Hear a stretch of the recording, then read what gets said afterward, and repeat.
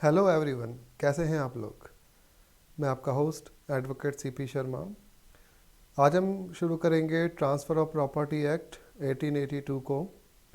तो इसे शुरू करने से पहले ज़रा हम समझते हैं कि आखिर ट्रांसफ़र ऑफ प्रॉपर्टी का क्या मतलब होता है। तो देखिए, अगर कोई पर्सन ए है और ए अपनी किसी प्रॉपर्टी को बी को ट्रांसफ़र करता है, तो इसी को हम बोलते हैं ट्रांसफ़र ऑफ प्रॉपर्टी। अब ट्रांसफ़र ऑफ प्रॉपर्टी जो है वो दो प्रकार की प्रॉपर्टी में ट्रांसफ़र की जा सकती है। एक तो प्रॉपर्टी हो सकती है इमूवेबल प्रॉपर्टी और दूसरी प्रॉपर्टी हो सकती है मूवेबल प्रॉपर्टी। अब जो ट्रांसफ़र ऑफ प्रॉपर्टी एक्ट हम जो पढ़ते हैं 1882 में, उसमें इमूवेबल प्रॉपर्टी का प्रोविज़न दिया गया है, लेकिन इसके कुछ सेक्शन मूवेबल प्रॉपर्टी पर भी अप्लाई होते हैं। और यही वजह है कि इसका नाम ट्रांसफ़र ऑफ इमूवेबल प्रॉपर्टी नहीं है, जबकि यहाँ पर इमूवेबल प्रॉपर्टी की बात की गई है। अब आखिर कौन कौन से सेक्शंस हैं, ज़रा वो हम देखते हैं। तो देखिए, सेक्शन नंबर 5 से लेके सेक्शन नंबर 37 जो है वो इमूवेबल और मूवेबल प्रॉपर्टी दोनों पर ही अप्लाई होते हैं, लेकिन सेक्शन नंबर 38 से लेके सेक्शन नंबर 53A जो है वो केवल और केवल इमूवेबल प्रॉपर्टी पर ही अप्लाई होता है। अब अगर आपको याद हो तो हमने पहले पढ़ा है कि अगर गिफ्ट की बात की जाए या फिर एक्सचेंज की बात की जाए, तो गिफ्ट और एक्सचेंज इमूवेबल और मूवेबल प्रॉपर्टी दोनों में ही अप्लाई होते हैं। लेकिन जब हम बात करते हैं सेल्स की बात हम करें, अगर हम लीज़ की बात करते हैं, अगर हम मोर्गेज की बात करते हैं या फिर हम बात करते हैं चार्जेस की बात करें, तो ये जो प्रोविज़न है केवल और केवल इमूवेबल प्रॉपर्टी में ही अप्लाई होते हैं। ट्रांसफ़र ऑफ प्रॉपर्टी के लिए बेसिक जो प्रोविज़न दिया गया है कि आखिर किन किन लोगों के बीच में प्रॉपर्टी ट्रांसफ़र होगी और किन किन लोगों में इसका प्रोविज़न है, तो आइए हम उसको समझते हैं। सबसे पहले हम देखते हैं कि यहाँ पर दो लोगों का लिविंग होना बहुत ज़रूरी है। यानी कि जो भी व्यक्ति किसी प्रॉपर्टी को ट्रांसफ़र कर रहा है, तो यहाँ पर एक व्यक्ति जो लिविंग होगा वो अपनी प्रॉपर्टी किसी दूसरे पर्सन को ट्रांसफ़र करेगा। तो एक व्यक्ति का लिविंग होना बहुत ज़रूरी है और दूसरा व्यक्ति भी एग्जिस्टेंस होना चाहिए, लिविंग होना चाहिए, तभी प्रॉपर्टी को ट्रांसफ़र किया जा सकता है। इस एक्ट की शुरुआत हुई है प्रीएम्बल से। अब यहाँ पर प्रीएम्बल में क्या बताया गया है, whereas it is expedient to define. जी हाँ, यहाँ पर टर्म्स है expedient to define and amend certain parts, यानी कि जो अमेंड किया गया है इसके सर्टेन पार्ट्स को of law relating to the property by act of parties. यानी कि ट्रांसफ़र ऑफ प्रॉपर्टी एक्ट के सारे प्रोविज़न जो है वो हर प्रकार की प्रॉपर्टी पर अप्लाई नहीं होते, बल्कि ये प्रॉपर्टी के सर्टेन पार्ट पर, सर्टेन प्रॉपर्टी पर ही अप्लाई होते हैं। तो ये प्रीएम्बल एग्ज़ाम्स के पॉइंट ऑफ व्यू से भी बहुत इम्पॉर्टेंट है। देखिए, नेक्स्ट हम समझते हैं कि आखिर ट्रांसफ़र ऑफ प्रॉपर्टी एक्ट में और क्या क्या प्रोविज़न है। तो सबसे पहले बात हम देखते हैं, फर्स्ट नंबर पर हम देखते हैं कि ट्रांसफ़र ऑफ प्रॉपर्टी जो होगी वो ट्रांसफ़र की जा सकती है बाय एक्ट ऑफ पार्टीज़। अब बाय एक्ट ऑफ पार्टीज़ हो सकती है, जैसे हम बात करते हैं वॉलंटरीज़। तो वॉलंटरीज़ जो है यानी कि इच्छा से एक व्यक्ति किसी दूसरे व्यक्ति को अपनी प्रॉपर्टी को ट्रांसफ़र कर सकता है। और दूसरा हम देखते हैं bye operation of law. Bye operation of law का मतलब होता है ऑर्डर ऑफ कोर्ट, यानी कि कोर्ट के ऑर्डर के द्वारा ही प्रॉपर्टी को ट्रांसफ़र किया जा सकता है। अब यदि बात की जाए बाय लॉ ऑफ पार्टीज़ के थ्रू, तो यहाँ पर हम देखेंगे टेस्टामेंट्री। जी हाँ, टेस्टामेंट्री एक बहुत ही इम्पॉर्टेंट टर्म है, आपने डेफिनेटली पढ़ा होगा टेस्टामेंट्री को। मेरी प्रीवियस वीडियोस में आप देखिएगा, हमने इसका जिक्र किया है कि आखिर टेस्टामेंट्री क्या है। तो टेस्टामेंट्री का मतलब होता है विल, यानी कि अगर कोई भी प्रॉपर्टी जो है उसमें विल कराई गई है, एक व्यक्ति अपने जीवन काल में अपनी प्रॉपर्टी का विल कराता है और विल कराकर किसी दूसरे पर्सन को प्रॉपर्टी ट्रांसफ़र करता है, तो इसे हम कहते हैं टेस्टामेंट्री। तो टेस्टामेंट्री में बेसिक प्रोविज़न है कि जब कोई भी व्यक्ति जीवित है तो जीवित व्यक्ति ही विल करा सकता है, डेड पर्सन कभी विल नहीं करा सकता। तो जब कोई भी व्यक्ति विल कराता है तो विल का एग्जीक्यूट होगा उस व्यक्ति की डेथ के बाद में। जब तक वह व्यक्ति जीवित है तब तक वह प्रॉपर्टी उसी व्यक्ति के नाम पर रहेगी, लेकिन जब वह व्यक्ति उसकी डेथ हो जाती है तो उसके बाद ही उसकी प्रॉपर्टी जो है जिसके नाम पर विल की गई है उसे मिलेगी और तभी वह उस प्रॉपर्टी का यूज़ कर सकता है। चाहे तो कंस्ट्रक्शन करा सकता है, चाहे तो बार खोले, चाहे डांस क्लब खोले, चाहे वो स्कूल खोले, चाहे वो कुछ भी यूज़ करे तो वो उस प्रॉपर्टी का यूज़ कर सकता है। ये प्रोविज़न दिया गया है टेस्टामेंट्री में। आप लोगों ने डेफिनेटली पढ़ा होगा इंडियन सक्सेशन एक्ट में एंड हिंदू लॉ में पढ़ा है आपने, कहीं पर इसके प्रोविज़न दिए गए हैं, मॉडर्न लॉ में भी इसको बताया गया है। अब दूसरा हम देखते हैं नॉन टेस्टामेंट्री क्या होता है। नॉन टेस्टामेंट्री का मतलब है कि जहाँ पर विल के द्वारा प्रॉपर्टी ट्रांसफ़र नहीं कराई गई है, जहाँ विल नहीं है, कहने का मतलब है या तो प्रॉपर्टी जो है उसका एक्सचेंज किया गया है, प्रॉपर्टी मॉर्गेज की गई है, प्रॉपर्टी सेल की गई है डायरेक्टली, तो उसे अपन बोलेंगे नॉन टेस्टामेंट्री। एग्ज़ाम के पॉइंट ऑफ व्यू से भी बहुत इंपॉर्टेंट है कि टेस्टामेंट्री एंड नॉन टेस्टामेंट्री में क्या डिफरेंस है। इसका एक क्वेश्चन एग्ज़ाम में बहुत इंपॉर्टेंट है जो कि एग्ज़ाम्स में कई बार पूछा गया है। नेक्स्ट हम देखते हैं इंटरवीवोस। इंटरवीवोस का मतलब होता है इंटरपर्सनल। इंटरपर्सनल का मतलब है कि बिटवीन पीपल, बिटवीन पर्सन्स, यानी कि एक व्यक्ति से प्रॉपर्टी किसी दूसरे व्यक्ति या व्यक्तियों के समूह में भी ट्रांसफ़र की जा सकती है और इसका प्रोविज़न दिया गया है ट्रांसफ़र ऑफ प्रॉपर्टी एक्ट में और इसे हम पढ़ते हैं इंटरवीवोस।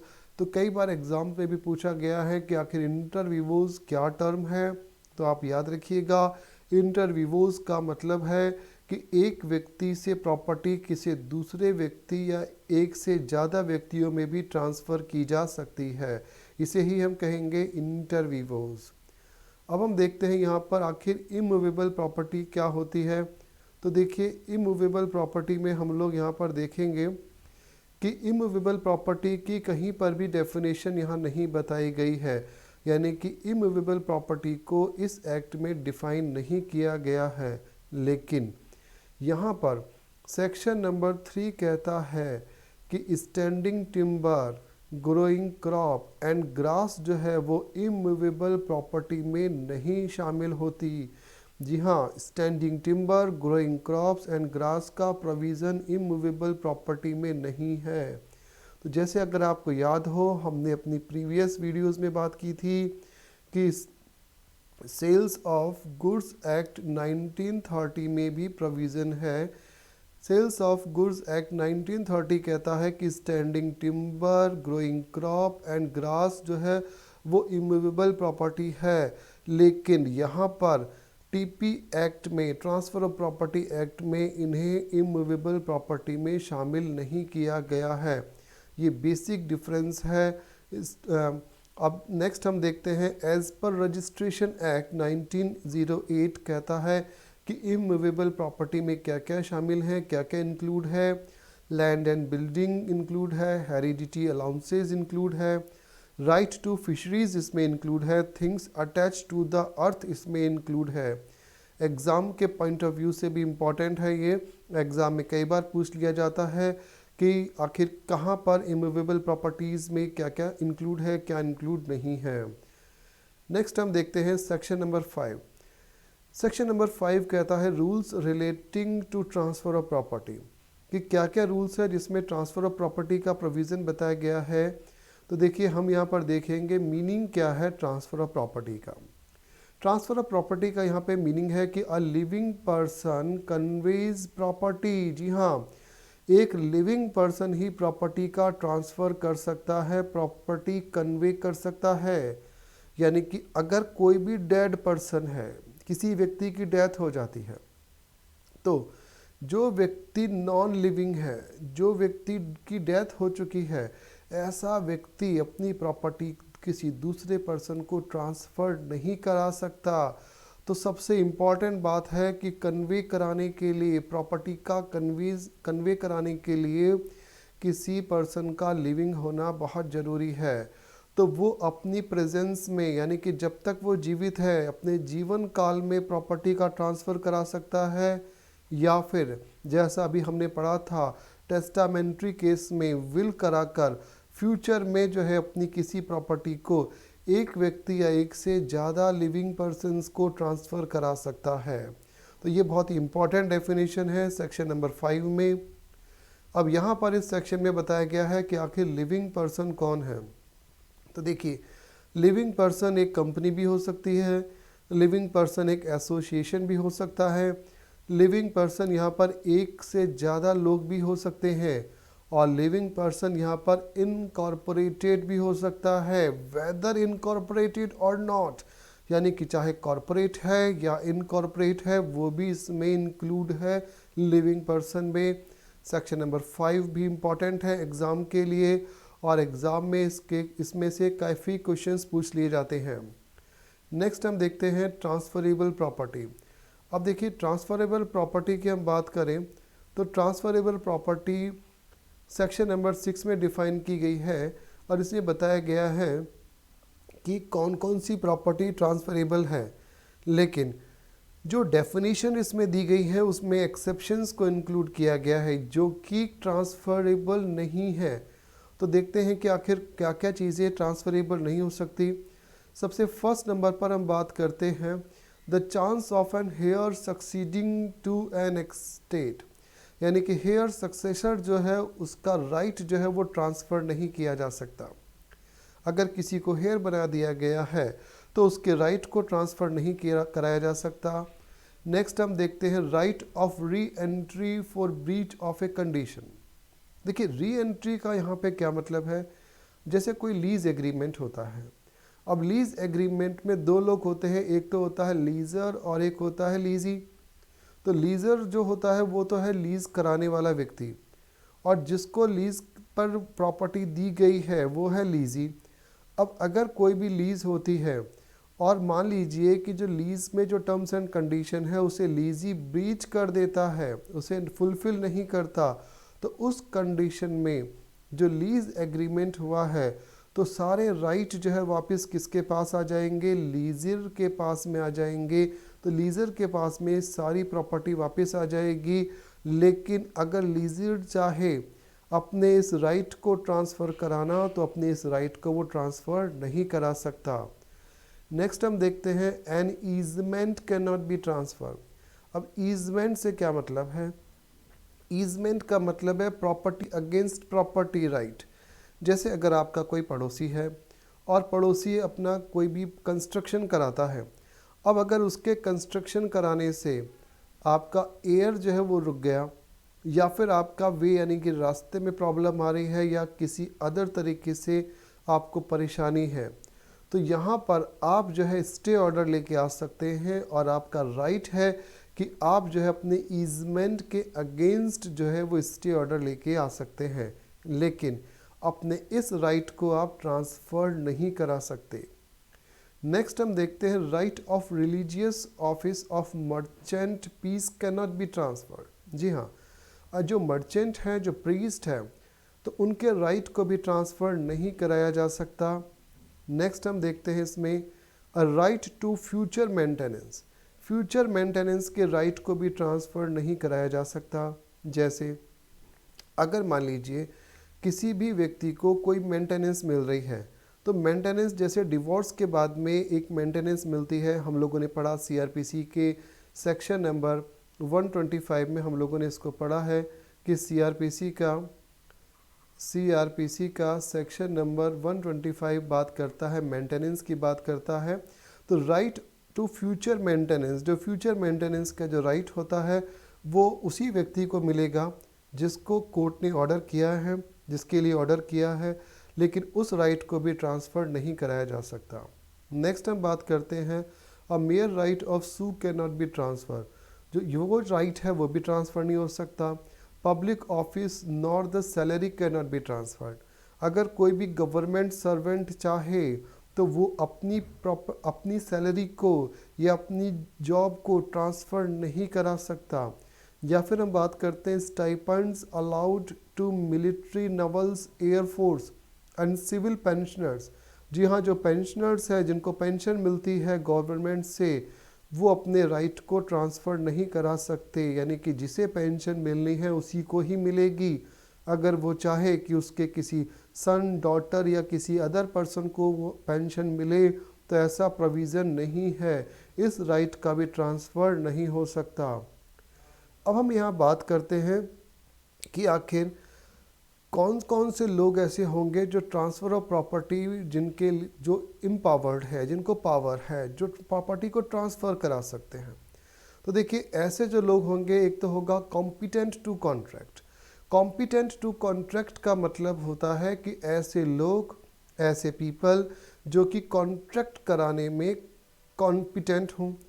अब आपको अगर याद हो तो हम लोगों ने कॉन्ट्रैक्ट एक्ट में भी इसे पढ़ा था कि कॉम्पिटेंट होना बहुत ज़रूरी है। अगर कोई भी माइनर है या कोई इडियट है या फिर कोई भी पर्सन अगर जो है जिसका माइंड बिल्कुल मैच्योर नहीं है, तो ऐसे किसी भी व्यक्ति के साथ में कॉन्ट्रैक्ट नहीं हो सकता।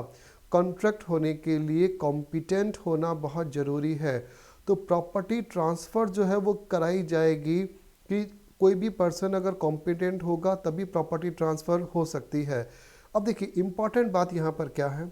इम्पॉर्टेंट बात यह है कि ऐसा कोई भी व्यक्ति अपनी जो कि कॉम्पिटेंट नहीं है वो प्रॉपर्टी को ट्रांसफ़र तो नहीं करा सकता, लेकिन उसे प्रॉपर्टी ट्रांसफ़र की जा सकती है। यानी कि अगर कोई भी व्यक्ति जो कॉम्पिटेंट नहीं है, माइनर है, तो माइनर को प्रॉपर्टी तो दे सकते हैं, लेकिन अगर माइनर चाहे तो वो अपनी प्रॉपर्टी किसी दूसरे व्यक्ति को ट्रांसफ़र नहीं करा सकता। तो यहाँ पर हम देख सकते हैं कि minor can not B transferor. Minor जो है वो ट्रांसफरर नहीं हो सकता, लेकिन ट्रांसफरी हो सकता है। जी हाँ, ट्रांसफरी हो सकता है, लेकिन ट्रांसफरर नहीं हो सकता। नेक्स्ट हम देखते हैं having ownership can transfer the property. अब प्रॉपर्टी ट्रांसफ़र कराने के लिए उस प्रॉपर्टी की ऑनरशिप होनी बहुत ज़रूरी है। यानी कि एक टेनेंट अपने लैंडलॉर्ड की प्रॉपर्टी को ट्रांसफ़र नहीं करा सकता, क्योंकि टेनेंट के पास में ऑनरशिप राइट नहीं होते। ऑनरशिप राइट होंगे लैंडलॉर्ड के पास में। तो एक लैंडलॉर्ड या फिर एक ऑनर जो होगा वो अपनी प्रॉपर्टी को ट्रांसफ़र करा सकता है, क्योंकि उसके पास में ऑनरशिप है उस लैंड की। तो ये बहुत इंपॉर्टेंट सेक्शन है, एग्ज़ाम के पॉइंट ऑफ व्यू से भी बहुत इंपॉर्टेंट है। अब देखिए यहाँ पर एक एग्ज़ाम्पल है, हम लोग यहाँ पर बात कर सकते हैं। यहाँ पर दो लोगों को हम लोगों ने देखा है।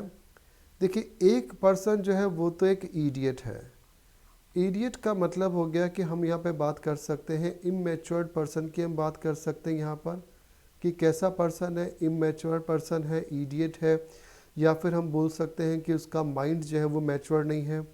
या फिर दूसरी बात हम कर सकते हैं कि कोई भी एक ऐसा पर्सन है जो कि माइनर है। अब यहाँ पर इडियट और माइनर अगर कोई भी व्यक्ति है तो ये दोनों ही व्यक्ति यहाँ पर ट्रांसफरर नहीं हो सकते।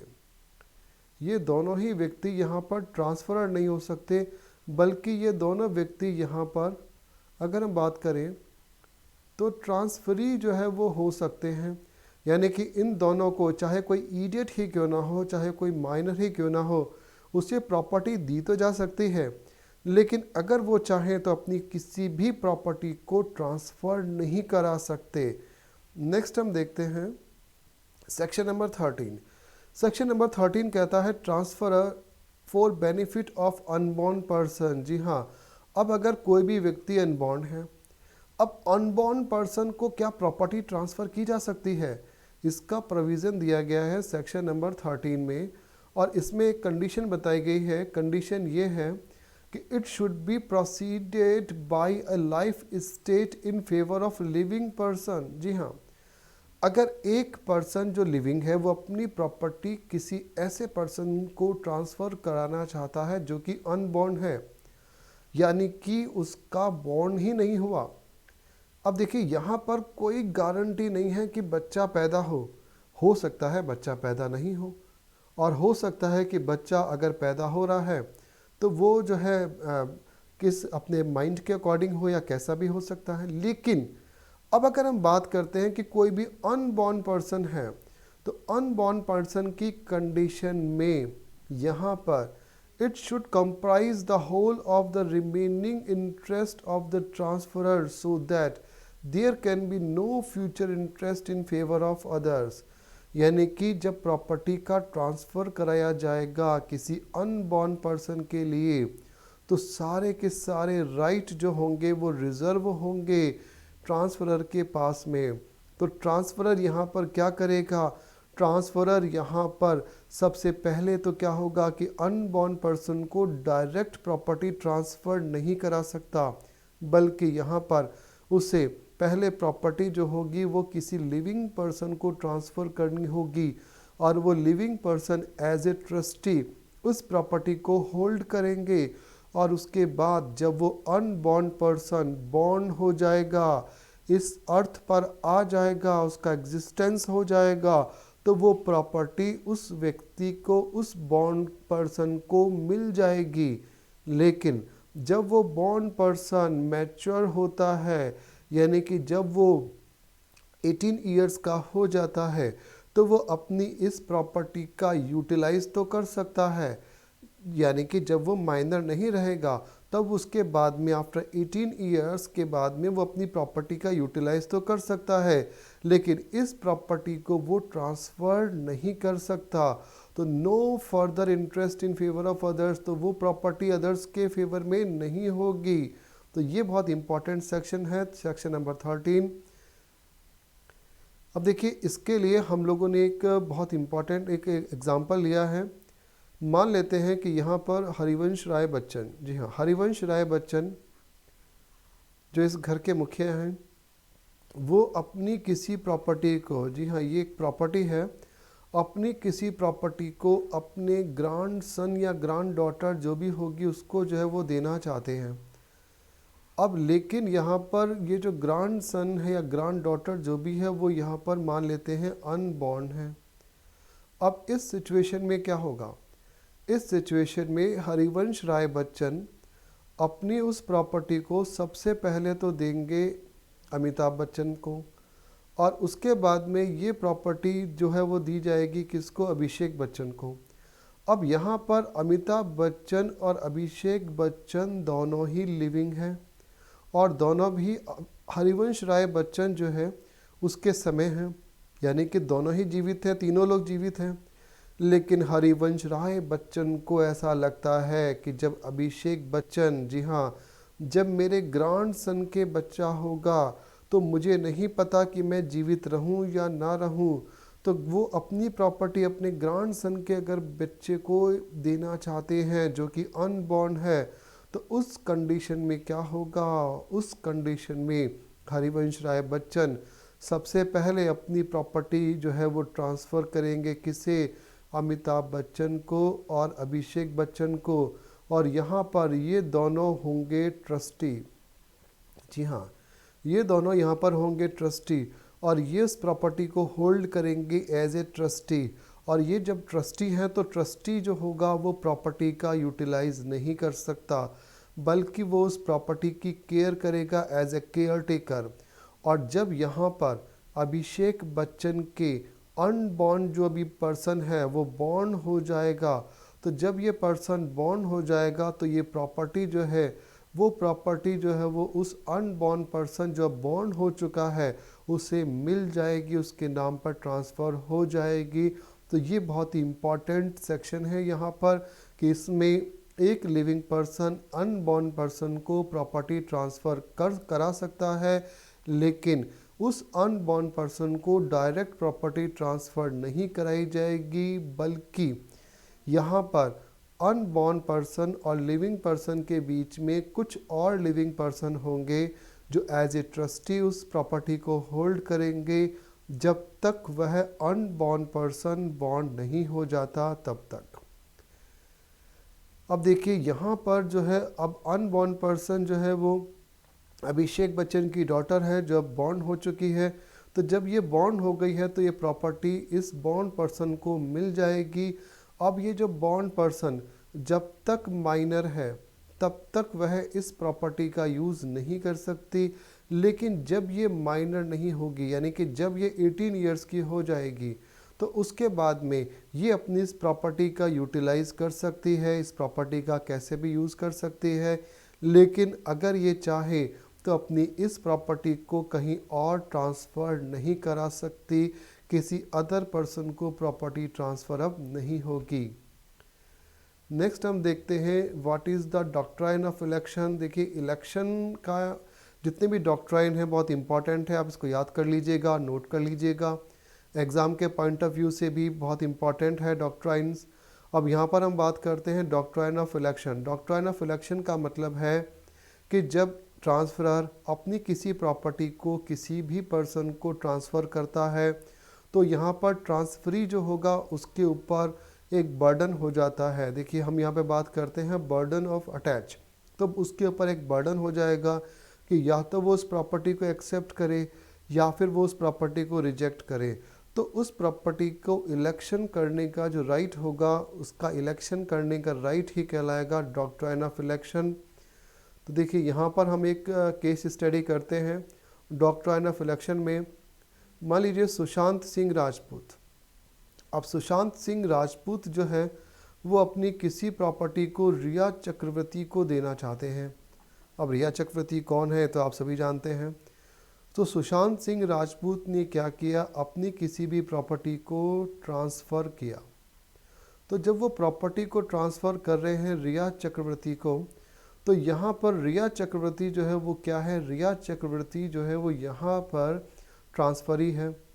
अब जब सुशांत सिंह राजपूत रिया चक्रवर्ती को अपनी एक प्रॉपर्टी ट्रांसफ़र कराते हैं तो रिया चक्रवर्ती के पास में राइट है कि वो प्रॉपर्टी को चाहे तो एक्सेप्ट करे या फिर वो चाहे तो प्रॉपर्टी को रिजेक्ट करे। तो अगर वो प्रॉपर्टी को अगर वो प्रॉपर्टी को रिजेक्ट करती है तब तो वो प्रॉपर्टी दोबारा आ जाएगी सुशांत सिंह राजपूत के पास में। लेकिन अब अगर वो प्रॉपर्टी एक्सेप्ट करती है तो सुशांत सिंह राजपूत एक कंडीशन यहाँ पर लगाते हैं, रिया चक्रवर्ती को कहते हैं कि आप जो है मेरी इस प्रॉपर्टी के अगेंस्ट अपनी कोई और प्रॉपर्टी जो है वो शौविक चक्रवर्ती जो है उसको वो दें। तो यहाँ पर ये जो प्रपोज़ल है वो सुशांत सिंह राजपूत ने रिया चक्रवर्ती को दिया। इसका मतलब है कि डॉक्ट्राइन ऑफ इलेक्शन का जो राइट है वो तो किसके पास है, वो है रिया चक्रवर्ती के पास में। लेकिन प्रॉपर्टी जो है वो ट्रांसफ़र हो रही है। सुशांत सिंह राजपूत जो है वो अपनी प्रॉपर्टी अपनी किसी भी अन्य प्रॉपर्टी को शौविक चक्रवर्ती को देना चाहता है। हो सकता है इन दोनों के बीच में कोई डील हो सकता है इनके बीच में कोई पहले एग्रीमेंट हुआ हो। तो यहाँ पर सुशांत सिंह राजपूत रिया चक्रवर्ती को कोई भी प्रॉपर्टी अपनी ट्रांसफ़र कराता है। तो मान लीजिए उसने अपनी कोई भी प्रॉपर्टी ABC जो है वो ट्रांसफ़र कराई रिया चक्रवर्ती को, लेकिन अब वो रिया चक्रवर्ती को कहता है कि आप जो है अपनी कोई भी XYZ जो प्रॉपर्टी है वो आप जो है वो शौविक चक्रवर्ती को देंगे। यानी कि आप इस ABC प्रॉपर्टी का यूज़ तभी कर पाएंगी जब आप इस प्रॉपर्टी के बदले में अपनी कोई और प्रॉपर्टी शौविक चक्रवर्ती को देती हैं। तो अब इस कंडीशन में डॉक्ट्राइन ऑफ इलेक्शन का राइट होगा रिया चक्रवर्ती के पास में। अगर वो चाहे तो वो उस प्रपोज़ल को एक्सेप्ट कर भी सकती है और उसे रिजेक्ट भी कर सकती है। अब अगर वो एक्सेप्ट करेगी तो उस कंडीशन में उसे अपनी कोई प्रॉपर्टी जो है वो ट्रांसफ़र करनी पड़ेगी शौविक चक्रवर्ती को। लेकिन अगर वो इस प्रपोज़ल को रिजेक्ट कर देती है तो रिजेक्शन के बाद में प्रॉपर्टी किसके पास चली जाएगी, सुशांत सिंह राजपूत के पास में चली जाएगी। तो इस कंडीशन में यहाँ पर 3 लोग हैं, सुशांत सिंह राजपूत, रिया चक्रवर्ती एंड शौविक चक्रवर्ती। लेकिन डॉक्ट्राइन ऑफ इलेक्शन के राइट किसके पास है, रिया चक्रवर्ती के ही पास है। और यहाँ पर ट्रांसफरर कौन है, यहाँ पर इस कंडीशन में जो ट्रांसफरर है वो ट्रांसफरर है सुशांत सिंह राजपूत। और यहाँ पर जो ट्रांसफरी है वो ट्रांसफरी जो है वो है यहाँ पर शौविक चक्रवर्ती, और डॉक्ट्राइन ऑफ इलेक्शन के राइट किसके पास है? रिया चक्रवर्ती के पास में है। अब इस पर हम लोग एक केस लॉ भी पढ़ते हैं, केस स्टडी पढ़ते हैं। देखिए पिछली स्लाइड में तो हम लोगों ने देखा था कि 3 लोग थे। अब अगर मान लीजिए यहाँ पर 4 लोग हों तो क्या होगा? देखिए, राकेश रोशन अपनी किसी प्रॉपर्टी को ट्रांसफ़र करना चाहता है और उसने अपनी प्रॉपर्टी जो है वो ट्रांसफ़र करी धर्मेंद्र को। अब जब वो अपनी प्रॉपर्टी ट्रांसफ़र करता है धर्मेंद्र को, तो यहाँ पर डॉक्ट्राइन ऑफ इलेक्शन जो है वो किसके पास है? डॉक्ट्राइन ऑफ इलेक्शन के राइट हो गए धर्मेंद्र के पास में। अब अगर धर्मेंद्र चाहे तो वो इस प्रॉपर्टी को एक्सेप्ट भी कर सकता है प्रपोजल को, या फिर वो चाहे तो वो रिजेक्ट भी करता है। अब अगर मान लीजिए धर्मेंद्र ने उस प्रॉपर्टी को ट्रांसफ़र करा दिया अपने सन सन्नी देओल को, अब क्या होगा? यानी कि धर्मेंद्र ने जो प्रॉपर्टी है वो प्रॉपर्टी किसको ट्रांसफ़र करा दी? वो प्रॉपर्टी दे दी धर्मेंद्र को। अब राकेश रोशन जो है वो कहता है धर्मेंद्र को कि आप अपनी कोई भी प्रॉपर्टी जो है वो मेरे बेटे ऋतिक रोशन को दो। तो इस कंडीशन में क्या होगा? ये बहुत ही इम्पॉर्टेंट केस स्टडी है और आप लोगों के एग्ज़ाम में भी इस टाइप से क्वेश्चंस आते हैं। तो यहाँ पर क्या धर्मेंद्र अपनी किसी प्रॉपर्टी को ऋतिक रोशन को देगा या नहीं देगा? सोचिए, देगा कि नहीं देगा? जी नहीं देगा। इस कंडीशन में धर्मेंद्र जो प्रॉपर्टी राकेश रोशन ने उसे दी है वो प्रॉपर्टी भी अपने पास रख लेगा और ऋतिक रोशन को कोई और प्रॉपर्टी नहीं देगा, क्योंकि यहाँ पर डॉक्ट्राइन ऑफ इलेक्शन के राइट किसके पास हैं? धर्मेंद्र के पास है। और यहाँ पर इस कंडीशन में जो ट्रांसफ़रर है वो तो होगा राकेश रोशन, लेकिन जो ट्रांसफरी है वो ट्रांसफरी हो जाएगा सनी देओल, क्योंकि यहाँ पर धर्मेंद्र ने उस प्रॉपर्टी को डायरेक्ट ट्रांसफ़र करा दिया सनी देओल के पास में, जबकि प्रॉपर्टी दी गई थी धर्मेंद्र को। और यहाँ पर डॉक्ट्राइन ऑफ इलेक्शन के राइट होंगे धर्मेंद्र के पास में। तो ये था ट्रांसफ़र ऑफ प्रॉपर्टी का एक इंट्रोडक्शन। आई होप आपके एग्ज़ाम के लिए बहुत इम्पॉर्टेंट है ये। Thank you very much.